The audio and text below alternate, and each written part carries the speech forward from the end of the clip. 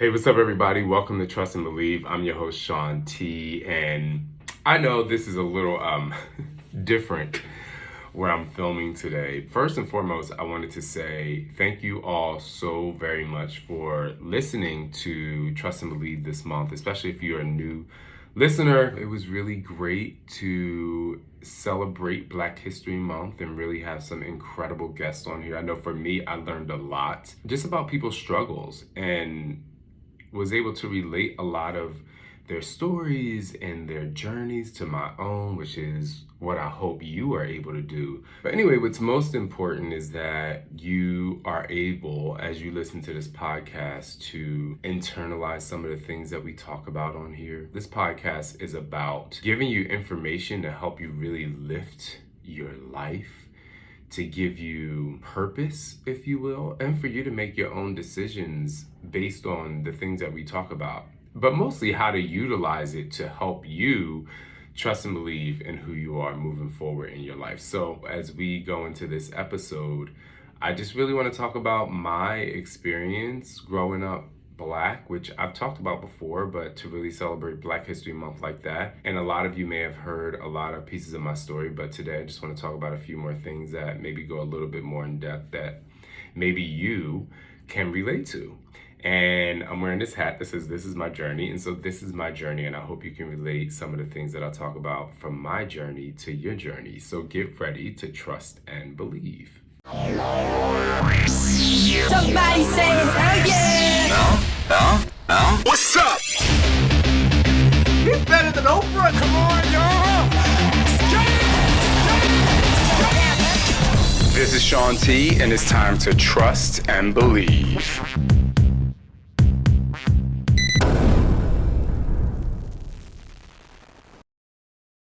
The first thing I want to talk about today, which is so interesting, is about health, and not about the health by way that you think fitness and push-ups and exercises, more about just health in general and health care. Growing up as a young Black male in the neighborhoods that I grew up in and cities that I grew up in, we weren't able to have the type of health care that everyone else had. My mother was on government assistance, and I didn't even realize until I got older that people frowned their nose up to government assistance. My mom was on food stamps and we got help from the government, but she was also working really hard to try to make ends meet and also make us really happy in whatever way that we could be, so we didn't have to go to school with the same clothes or ripped up clothes or clothes that weren't up to par. So my mom really did the best that she could.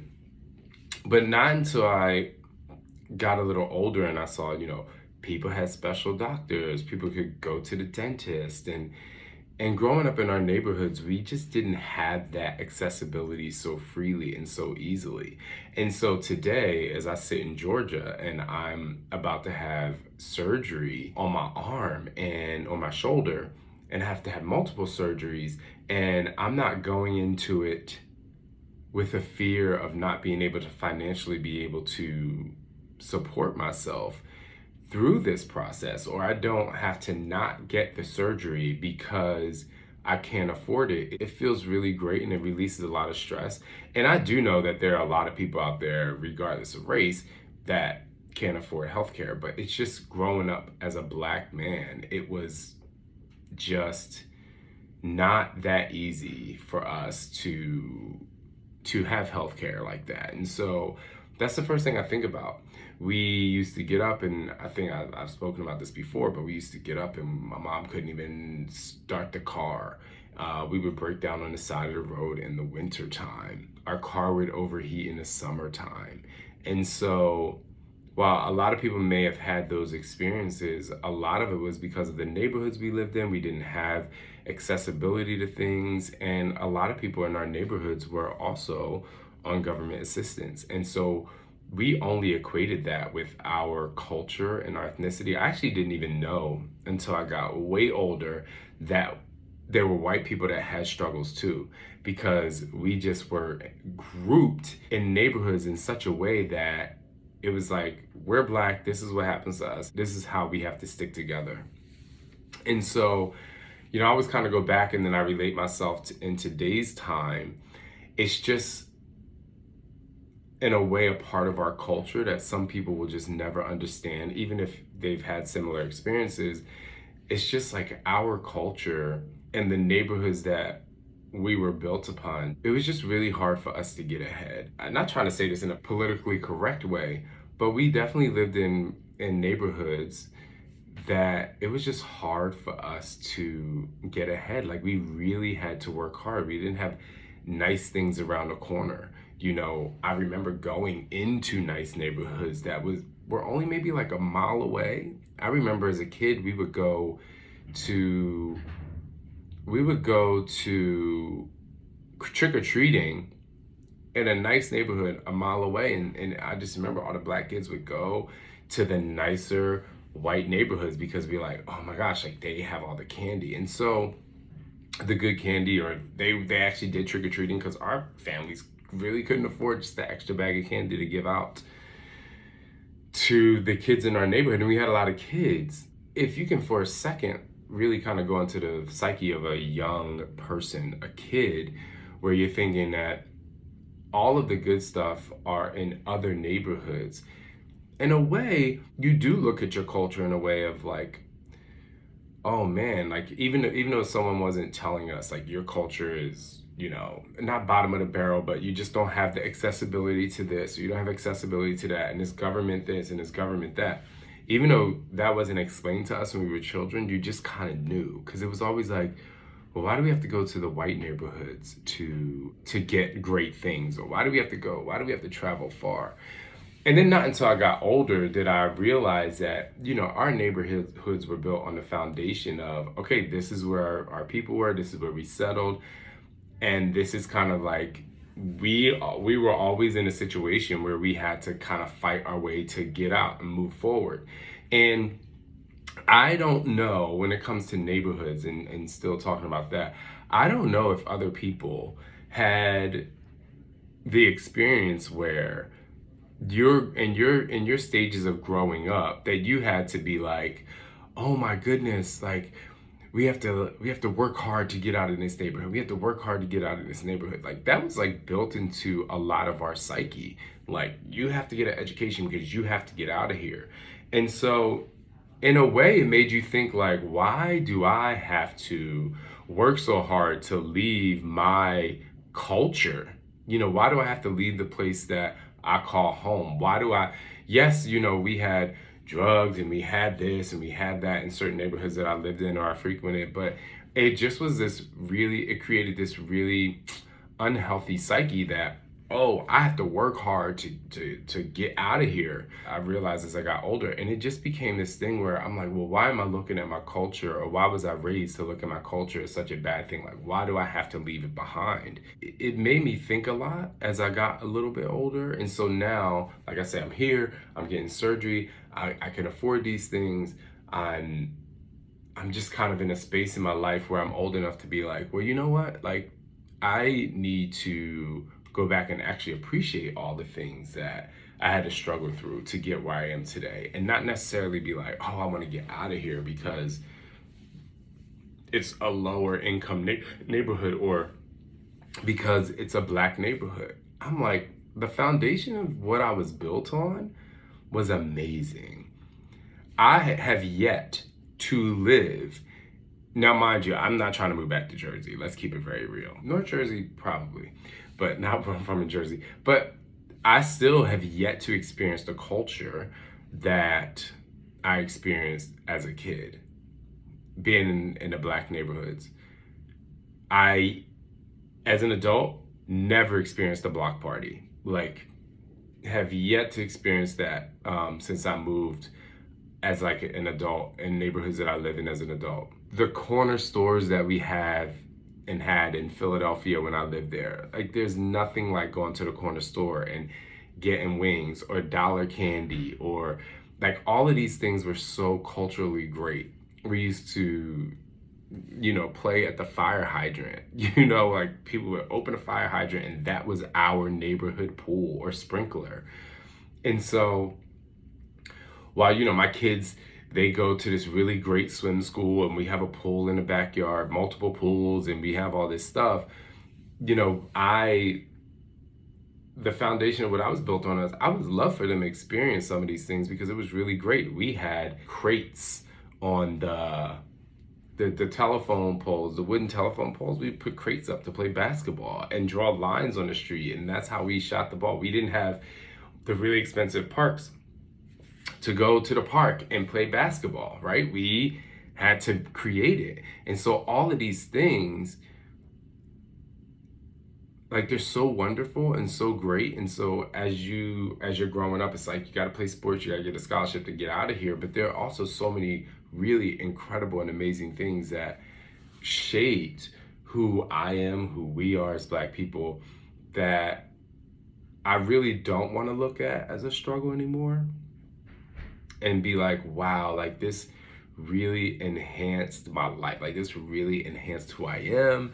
And it really gave me the foundation for the culture that I'm able to actually instill in my kids. And so I was having a conversation with Scott's parents and Scott the other night, and we were just talking about our neighborhood, and Scott's parents are older. And, you know, we live in a predominantly white neighborhood. I just remember them saying, you know, we can't make a lot of friends around here, and you know, it's really tough. And I'm like, yeah, that's interesting because it's really not easy to make friends where we live. And I just said, you know what? It's because we don't have the front porch. Like when we were growing up in Philly, like the block, everybody came out and sat on their porch, and it was open porch and was connected to the next person's porch. And so the person across the hall would come out after work or during the day or a weekend, and you'd be like, hey, Miss Jackson, and this person and that person. And so, and all the kids would go out in the street. And so we had this incredible culture, and we didn't have covered porches. I mean, we had a cover up top, but it wasn't like a sunscreen porch, you know. It was, you walk up the steps, there's the porch, you had some chairs on there, the kids were running in and out of the house. Most people didn't even have a screen door, and it was an open door policy, and you had these, it was just like incredible. And it was like no intimidation to go to somebody's house. And so that was something else that I was like, I wish I could build a neighborhood like around my area where we had the front porch again. And so everybody's not just in the backyard at their amazing pool. It's just like, oh, I'm going out to the front porch. I'm like, damn, we're building a house and I didn't build a front porch, which kind of pisses me off. You know, Scott and I are moving soon, and the boys, and I was just like, you know what, I definitely want to. Scott's like, I want to be a part of the HOA, and I'm like, yeah, and I want to throw like a block party. Like I want to bring some of the culture that I grew up with into the neighborhoods that I live in now, because I just feel like, and not that other people don't have block parties, but they don't have it my way. Okay. A lot of what we talk about as Black people is we do talk about our struggles and what we didn't have. Like I talked about healthcare and this and that, and you know, food stamps. But there were also a lot of great things that we had growing up that I think that could really help a lot of people enjoy their lives a little better. And it was also two things. One, I was watching some TikToks and I came across a video where a woman was talking about how we, as Black people, you know, create a lot of culture. And she was like, if it wasn't for Black people, this app wouldn't exist. Now, I don't necessarily agree with that, but Black people definitely are trendsetters for a lot when it comes to music and fashion. And there was one TikTok where a woman was talking about all of these things that Black people created, but it's not really celebrated. And I just thought that was really great. So many things. And then even to the Super Bowl that just happened, you know, I'm watching a Super Bowl halftime show, and of course, I know every single song. I was actually most excited when Mary J came out because my friend was dancing with her. I know every song, and I know so many people got like super excited. They're like, oh my gosh, and like it should have been longer, and they, you know, and I was like, okay. But, you know, I'm watching the show, and I just was kind of like, okay, cool. Like, why does this have to be celebrated? Like, I was kind of annoyed because I was just like, so we're celebrating this. This is something, you know, this is like so the norm for me, or it should be the norm, that I feel like people weren't necessarily judging a performance, and they were just judging the fact that there were a lot of, Black people in Eminem, which I love all the artists and I love it, but it just kind of sat back and made me think. I'm like, we're celebrating this because it never happened before, And so, I initially, just being honest, I couldn't get behind it. Like, oh my God, that was the best performance ever. Because I'm kind of like, this shouldn't be like special. This should be the norm, Or maybe the NFL will get an idea to be like, okay, if we do have, a Lady Gaga, we definitely have representation of, old school artists, or throwing it back to people who were trendsetters in the rap business. And I definitely don't want to sound ungrateful for the talent, because everyone there was so talented. Like I said, I was like, Mary J. Blige and Eminem were like I can't even explain how much I love both of them. And I wish that we weren't in a situation where we have to celebrate when Black people are celebrated, just like I wish we didn't have to work so hard to like run away from our communities. I don't know if any of that makes sense, because I'm just like talking about my personal experiences and like what I'm thinking about. It's just really important that there is a balance between how we celebrate our culture, how we move forward in our culture, how we are still able to utilize our past and our neighborhoods, and hopefully instill it into the new generation. Because it's really great. Like, Black people are really great. There was one other thing I wanted to say just about the Super Bowl and TikTok, because y'all know I love a little TikTok. But also, what I really thought was cool is how, when I was scrolling through TikTok and I saw a lot of families who were predominantly white, and probably parents who were my age and a little bit older. It wasn't Black families, and it was white families getting up and like doing a crip walk and dancing, and everybody knew the songs. And I'm like, this is great. Like, this should be like a thing where you should be able to see how Black culture, Black music were just like so influential. And so in our society, if it could be respected in a way that, no, like, Black people are really talented, they're really great, we shouldn't run away from the culture. We should actually have a way to go into our cultures and our neighborhoods and our communities and be like, yo, like, this is where we should have a party. Back in 2020, when, we were really struggling with the racial divide here, I just remember people like, oh, he or she's invited to the cookout and she's invited to the cookout. I'm like, yeah, bitch, because the cookout is always a vibe. Always a vibe. It's always a vibe. It's always really fun. It's always really great. I mean, it's just a really good time. Black people have a really good time. And so, anyway, I hope as you're listening to this, not only can you understand where I'm coming from, but I just really think that we should stop running away from Black culture, and Black culture should be respected, and we should find a better way to celebrate us, and not just like, oh my gosh, I got out of my neighborhood, or oh my gosh, like, wow, did you see that performance? Like, yay, the celebrating Black people should be the norm. And the last thing I want to talk about today is, I saw a clip that I thought was really powerful. For those out there who may not understand why there is a racial divide when it comes to Black culture, because I know there's a lot of people out there that's like, why does it have to be black and white? Is it always a black and white thing? And I'm like, yeah, it is. It is a black and white thing, but it's more than it just being a black or white thing. It goes back to kind of what I was talking about. It's a cultural thing. And the clip that I saw was Denzel getting asked at a press conference. And the clip said something like, the reporter or journalist says something like, well, does it matter if the director's black or white? And she said it a few times. She was like, does it matter if the director's black or white?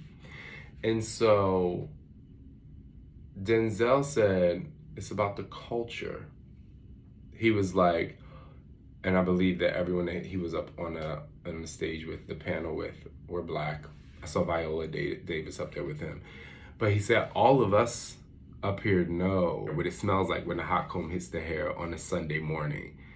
And what he was referring to was the culture of, we Black people have kinky hair, and we can't just get in the shower and blow dry it and it's done. Like we gotta take it to the hot comb.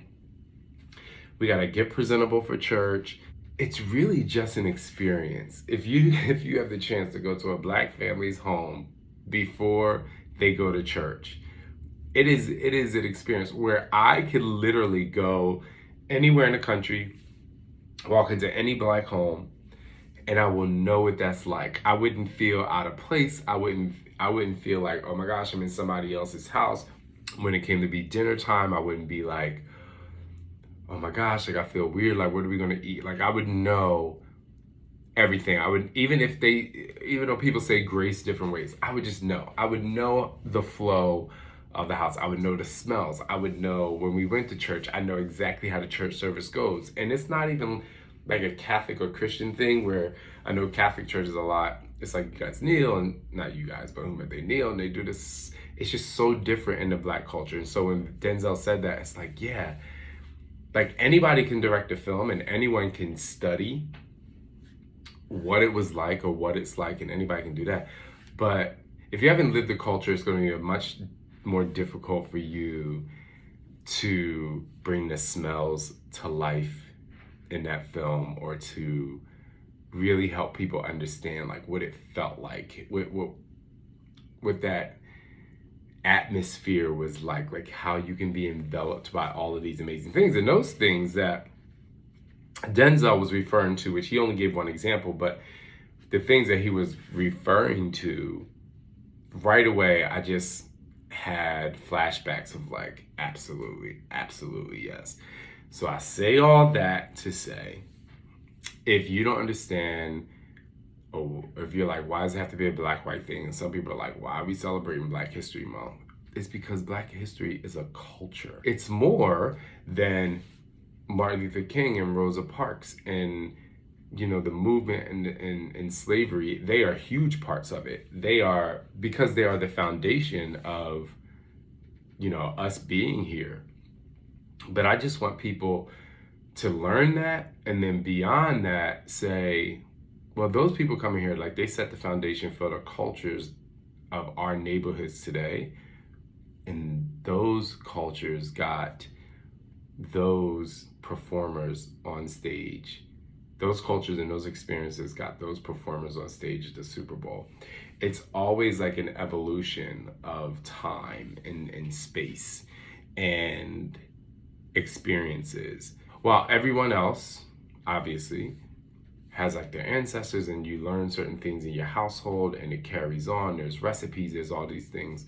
It's just that Black culture has a lot to offer. And I just challenge you to not go out and get a Black friend, but I challenge you to really, if you have the opportunity to experience these things, if you're religious, I challenge you to experience what it's like to go to a Pentecostal or a Baptist church on a Sunday. They will welcome you with open arms, whoever you are.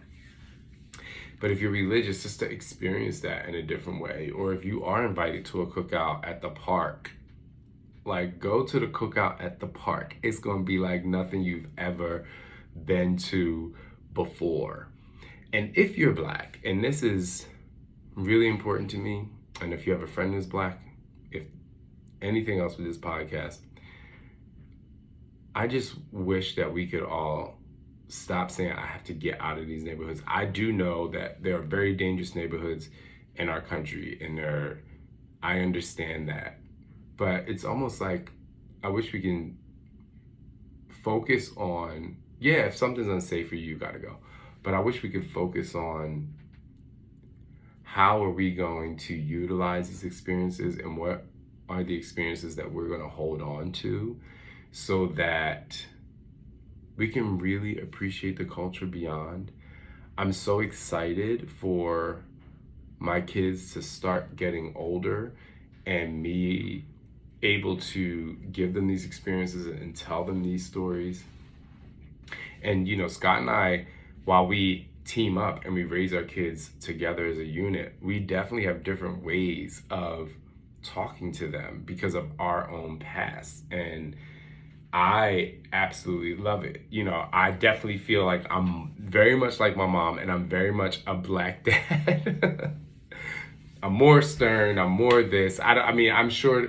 Listen, black culture. Think about culture. I'm not talking about just color. Culturally, I know that I'm definitely a black dad, and I know that Scott is culturally, a white guy from Seattle, and it's completely different. I see how his parents are, and it's just so funny because I see his parents and I'm like, oh my gosh, like that definitely wouldn't work for kids in our neighborhood. Maybe it would, but where I'm from, I'm like, Shaun, like you need to give it to him a little bit more than that. Anyway, I say all that to say, we raise kids differently. We were all raised differently. I think that Black History Month is really about the culture. And so just look at it less about the color and more about the culture. Because yes, our skin is brown, black, you can't deny that. But there's also mixed people whose skin might look white. Like my one son is mixed, And there's a lot of mixed people you think you associate them with being white, but they're black. So that's what I'm saying. Try to dive into the culture of what we have for our community so that next year at Black History Month, you'll listen to some of these stories that I put in my podcast, or you hear some of the struggles that people have, and you can just relate a little bit more by diving into Black culture and being like, wow, like this experience is really great, or this food is really great, or watching a movie in a different way. So you're thinking like, instead of, oh, this is a black movie, it's like, oh wow, like I'm gonna envelop myself in the culture.